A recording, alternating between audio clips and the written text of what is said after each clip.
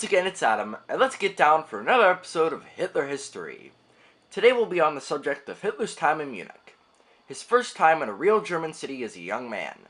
His time here was rather a prelude or intermission between important events in his life.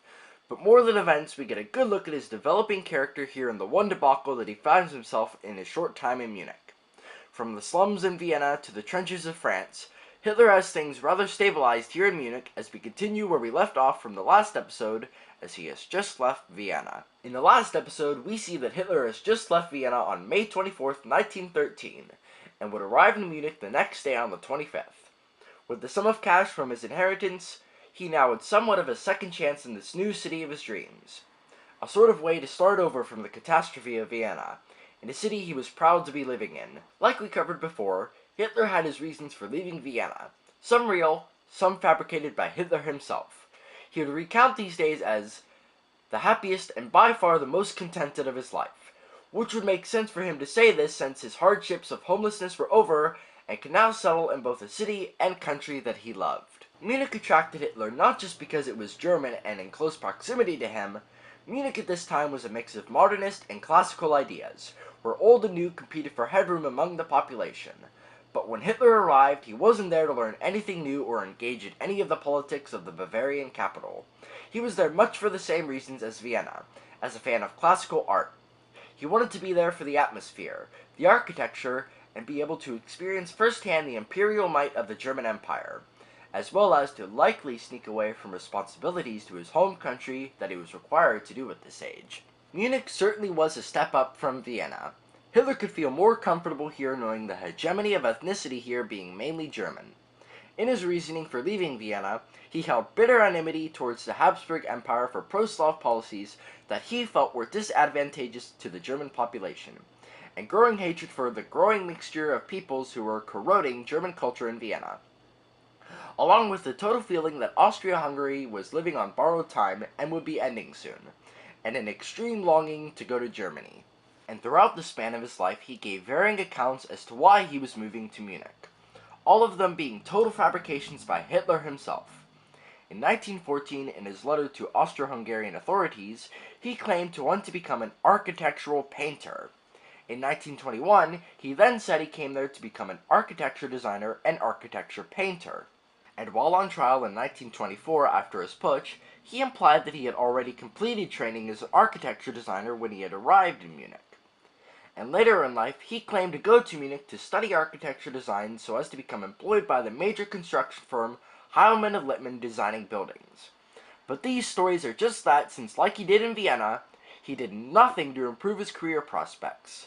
Still a drifter in Munich, like in Vienna. But unlike Vienna, he wasn't totally homeless or reduced to living in a dormitory. When he arrived in Munich on May 25th, he hadn't arrived alone. Hitler had acquired a traveling companion upon leaving the men's dormitory, a man 4 years younger by the name of Rudolf Hassler, who had come to know Hitler for only about 3 months by living in the men's dormitory with him. Both men would share a rented room in a third-floor apartment at 34 Schleißheimer Strasse, owned by a tailor named Joseph Popp, whose storefront occupied the first floor and him and his family lived on the second floor. Hassler would room with Hitler until mid-February 1914, where he moved out since Hitler's late-night reading by lamplight would keep him from sleeping. Hassler would move into a room next to Hitler before leaving altogether in May of 1914. Once in the Popp apartment, Hitler set about working on his watercolor paintings to make his money as he had done in Vienna. Except here in Munich, he both peddled and sold them himself at usually inflated prices for the average quality and subject matter. He managed to make a modest living from this. One might think that if Hitler moved to a brand new city, he might try to change his character, or at least the way he acted. But from what it looked like, or really why he had come to Munich for, and his unchanging lazy routine, Hitler's personality and character remained unchanged in Munich. He was still distant when it came to interacting with people like Rudolf, still withdrawn from what was happening around him, only concerned with himself, and still without any real friends, although you might think Rudolf could have been one. But with how things ended between them, it only cements Hitler's unchanging character. As for his time spent wandering Munich, Hitler would patronize the Bavarian State Library, and could be found hanging around local cafes, voicing his thoughts on what he read in the papers and what he heard people speak. Much like the men's dormitory, These would be his only dabblings in political activity in Munich before the war. This time in Munich for Hitler was still lonely, empty, and hollow. Hitler couldn't get with it with all the trends occurring in Munich. With his mind set on his old and classical ideas, these traits made it harder than it already was for him to make anything from his life in his new home. The only trouble that Hitler was to find himself in started in January of 1914. Remember how in the last episode we said that Hitler likely left Vienna to sneak away from responsibilities to his country? Well, the shirking from his national duty had come back to haunt him. In August of 1913, police in Linz started making inquiries as to the whereabouts of Hitler. This was for his avoiding his conscription into the army of Austro-Hungary. Evading conscription in Austria carried a large fine, but fleeing from the country counted as desertion and would result in a jail sentence if caught. Way back in autumn of 1909, Hitler was supposed to register for his service, likely avoiding it because of his contempt for the empire or because of him hitting hard times at that point, or even simply forgetting to do so. It's anybody's guess. But the police were hot on Hitler's trail. Through relatives in Linz to the inhabitants of the men's dormitory, Austrian authorities tracked Hitler to Munich and contacted the police there as to Hitler's draft dodging. On January 18, 1914, Hitler was visited by a member of the Munich police and informed that he was ordered to appear in 2 days' time to Linz to register for his service or be fined and imprisoned. The short notice for Hitler was at the fault of Munich police since they had held on to it longer than they should have for unknown reasons. Hitler would very soon thereafter be arrested after his notice was brought to him, and was to be handed over to Austrian authorities. The day after, on the 19th, Hitler made a request to Austrian authorities at the consulate that his summons be moved back to February 5th.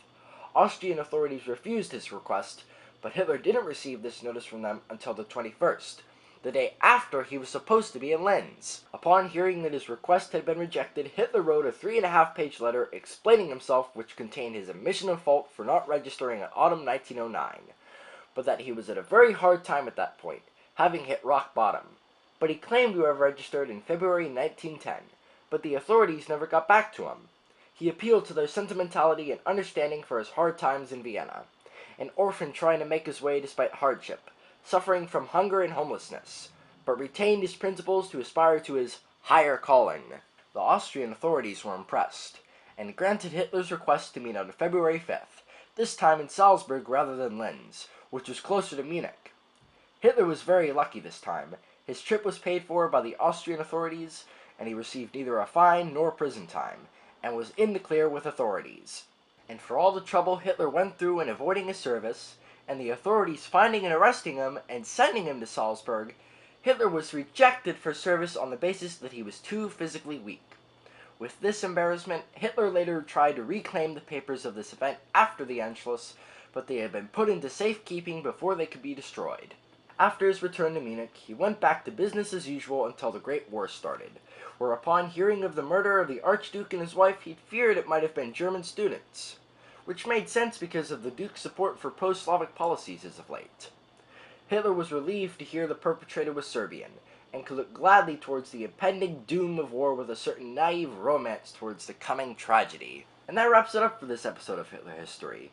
There isn't much to be drawn from here that wasn't stated previously from the episode on Vienna. Hitler was exactly the same as he had been in this new city as he was in the old. Conditions had improved for him, but he did not improve on himself. It would take a world war, the taste of defeat, and misguided delusions for Hitler to start to really take form. Once again, this has been Adam of Hitler History, and we'll meet once again in the next episode. Hitler and the Great War. Raus und am